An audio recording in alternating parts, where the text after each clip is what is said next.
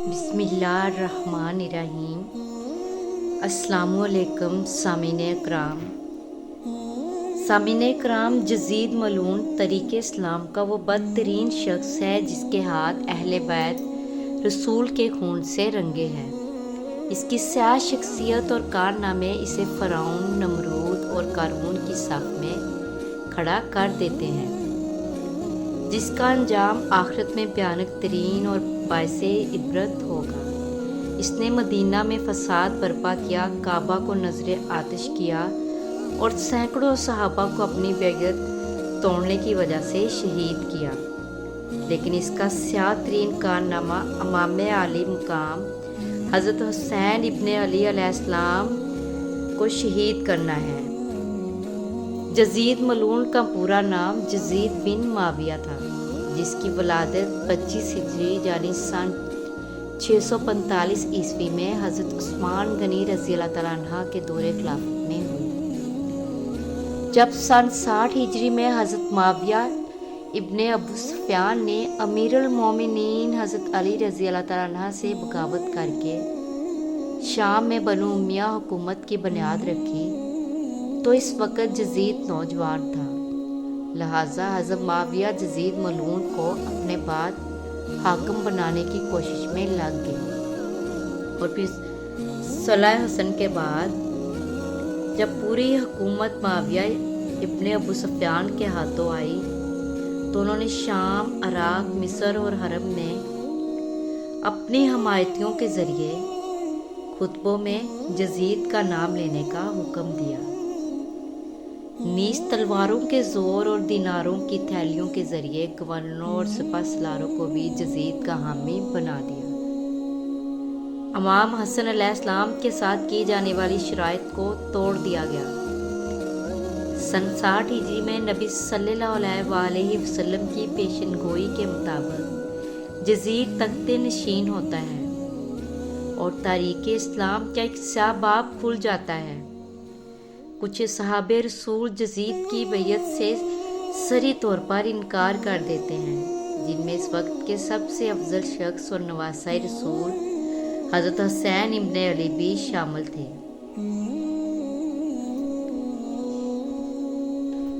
उस वक्त इस बात का बहुत ज़्यादा अंदेशा था कि कहीं इस्लामी हुकूमत के अंदर बगावत या फूट न पड़ जाए और लोग हज़रत हुसैन इब्न अली को अपना रहनुमा बनाकर खरूज ना कर दें।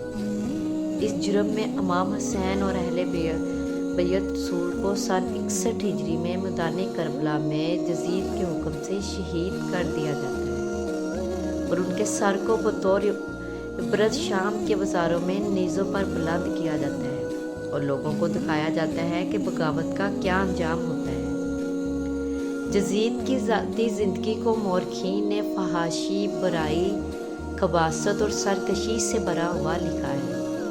इमाम तबरी ने नकल किया कि हज़रत अब्दुल्ला बिन हंज़ला रज़ी अल्लाह तआला अन्हा और असहाब की एक जमात ने जब यजीद के मुतल्लिक़ मालूमात की और उसके दरबार पहुँचे तो उसे एक सरकश हाकिम पाया।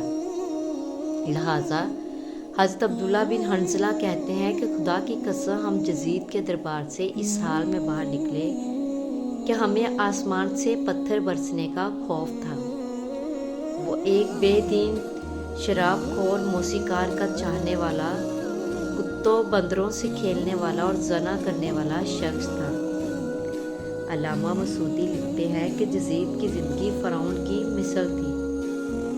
शहादत हुसैन के बाद यजीद मलून ने लोगों पर बेदरेक जुल्म किए।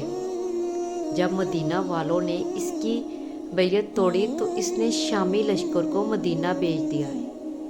इन 3 दिनों में सिपाहियों ने मदीना वालों पर मुसलसल जुल्म किए। सहाबा कराम को कत्ल किया गया, लोगों के माल लूटे, औरतों के साथ जना किया और मस्जिद नबी में अपने घोड़े बांधे। फिर 63 हिजरी के आखिर में जब हज़रत अब्दुल्ला इब्ने ज़ुबैर रज़ी अल्लाह तआला अन्हा ने मक्का में अपनी इमारत कायम कर ली तो यजीद के हुक्म से शामी फ़ौज ने मक्का पर चढ़ाई कर दी और हरम में मंजनीक फेंके, जिससे काबा में आग लग गई। बैतुल्लाह की एक दीवार भी शहीद हो गई। جزید کی موت کے متعلق مورخین کے الگ الگ اقوال اور روایت ملتی ہیں، جن میں سب سے زیادہ باسند اور صحیح قول یہ ہے کہ شہادت حسین کے واقعے کے بعد جب یزید اپنے جشن اور تکبر میں مست تھا، اس وقت اس نے مکہ پر حملہ کرنے کا حکم جاری کیا۔ یہ سن 64 ہجری ربیع الاول کا مہینہ تھا۔ چند ہی دنوں میں وہ ایک موذی بیماری میں مبتلا ہو گیا۔ اس کے پیٹ میں خطرناک درد اٹھا جس سے اس کی آنتیں سڑنے لگیں اور ان میں کیڑے پیدا ہونے لگے۔ دمشق کے بڑے بڑے طبیب کو بلایا گیا، لیکن وہ اس بیماری سے یزید کو شفا یاب کرنے میں ناکام ہو گئے، کیونکہ یہ اللہ کی طرف سے عذاب تھا جو کہ اس کو قبر میں لے جانے والا تھا۔ آنتوں کے سڑنے کے بعد وہ بستر پر مچھلی کی طرح تڑپنے لگا اور اپنے بستر پر پاؤں مارتا تھا۔ وہ رات رات بھر درد کے مارے چیختا اور اپنی تکلیف کی شدت سے جب چیخیں مارتا تو خنزیر کی طرح آواز نکلتی۔ اگر پانی پیتا تو حلق میں جا کر چھری چلنے جیسی تکلیف محسوس کرتا اور نہ پیتا تو سینے میں آگ لگ جانے والی جلن محسوس کرتا۔ تاریخ کی کتابوں کے مطابق 15 ربیع الاول کے دن اسی حالت میں تڑپتے ہوئے وہ واصلِ جہنم ہوا۔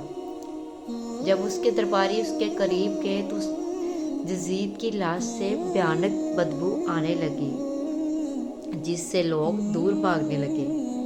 ایک روایت کے مطابق اسے مقام حرین میں دفن کیا گیا۔